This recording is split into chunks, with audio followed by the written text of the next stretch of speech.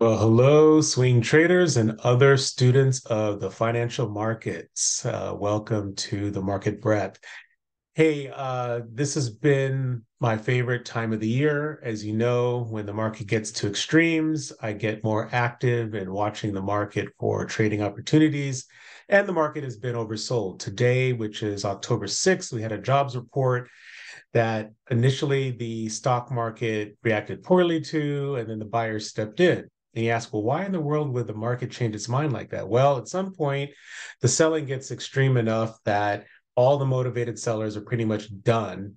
And the default move or the path of least resistance just becomes up. And that's what happened today. That's actually, I guess I should say, it's more the narrative that works for today. What you're looking at here is my favorite technical indicator. It's the percent of stocks above the 50-day moving average. And as you can see, it just barely closed above my oversold threshold, which is 20%. I also call this indicator AT50 or for above the 50. And I write more about this on my blog at drduru.com/122, all letters and all one word. So you can check out more there. So had fantastic success today using Swingtradebot to find trading opportunities that match my trading rules for oversold trading. I'm going to write a little bit about some of those successes on the blog, but today I wanted to show another aspect of Swingtradebot that I have not yet explored with you all, and that is using back-to-back scans. I've already set this up. And again, remember, I am a subscriber, so some of the things I do here may not be available in the free version. So I've already skipped to the scan. Let me just show you how I set this up. I went up here to research and clicked on end of day scans. And then on the menu there, I selected back-to-back scan.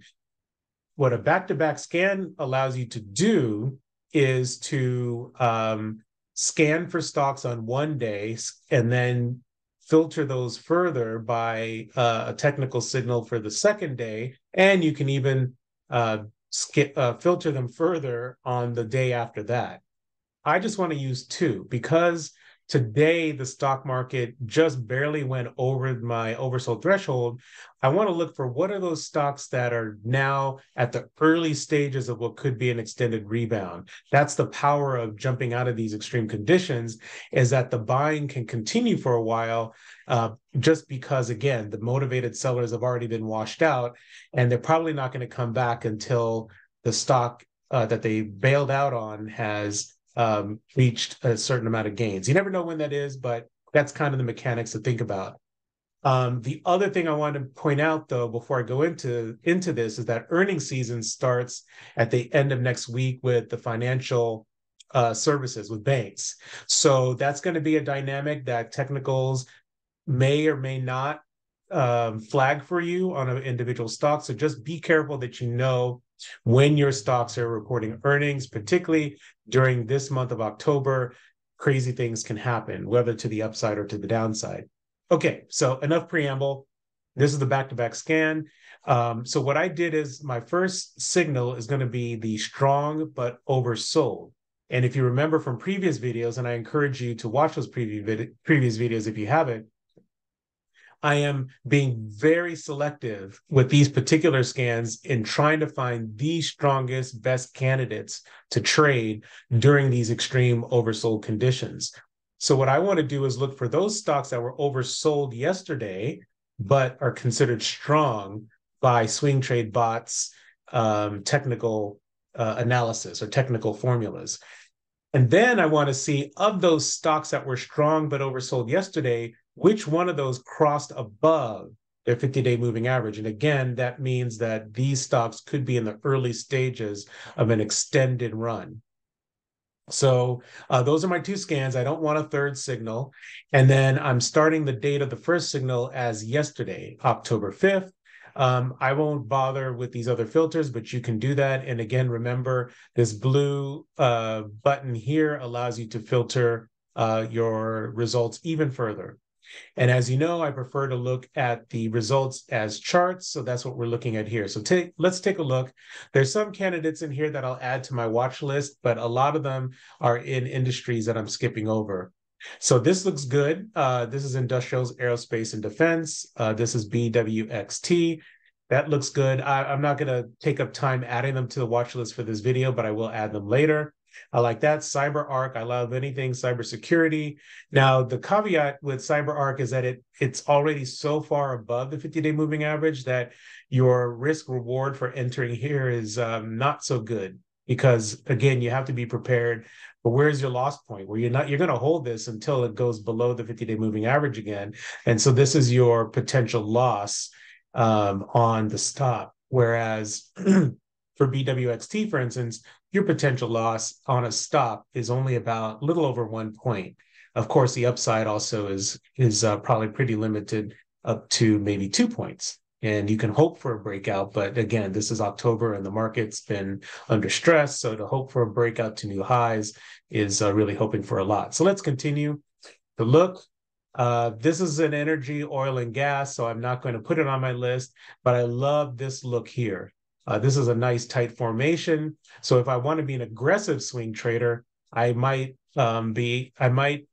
hold this even if it comes back below the 50-day moving average, which I forgot to mention is this red line, and put my stop below the previous low. But again, it's energy, oil, and gas. I'm leaving that alone. EQNR is in a similar scenario. I love this kind of setup and pattern. FANG, I love that name for an energy, oil, and gas. This one just barely made it above the 50-day moving average. You can see here that it looks like a very strong top. So, trade this one with high awareness because your potential loss, well, you could do a quick tight stop, but you're probably going to be stopped out just because of natural volatility. Anyway, let's move on. Financial services, I'm not interested in adding to my list, but again, I like this pattern here. And your stop loss is not too bad. Let's continue. GSBD. This is a nice tight formation, so an aggressive trader might want to move in there and put a stop below this previous low. Hemonetics, boy, this one has come up a few times. It's just so choppy. I'm not going to add it to the list, and you can see it just marginally burst over the 50-day moving average anyway. Honda, that's pretty interesting. I like this pattern. You can see it's a nice orderly pullback. It just barely made a 50-day moving average, so you can expect this to bounce around a little bit before it really clears the line, but I definitely want to add this to my list. KKR, financial, moving over that. Oh, KKR is interesting because this breakdown looked pretty convincing. It looked convincing enough for me to buy a put option, but that clearly did not work out here. Morningstar, ooh, I love this chart. Look at the nice orderly pullback, and now it's beginning to consolidate a little bit and hopefully form a base for launching back up higher. It says industrials, business services, but Morningstar is actually really more of a financial information company. And anyway, I'm putting that on my list. Okta, I love Okta, even though it's choppy. I mean, you can see this big gap down on earnings and then a big gap up at the last earnings. Just investors don't know what to make of Okta.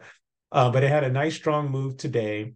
So for a stock like this that I like, despite all this crazy volatility, I would open the week on Monday or Tuesday, just hoping this thing can pull back just a little bit and give me a better risk reward entry, pull back towards the 50-day moving average, but not go below. Let's keep going. Don't worry, we're almost done. I'm going to again pass over the energy stocks, telecom. No, I don't really want T-Mobile. Have my reasons.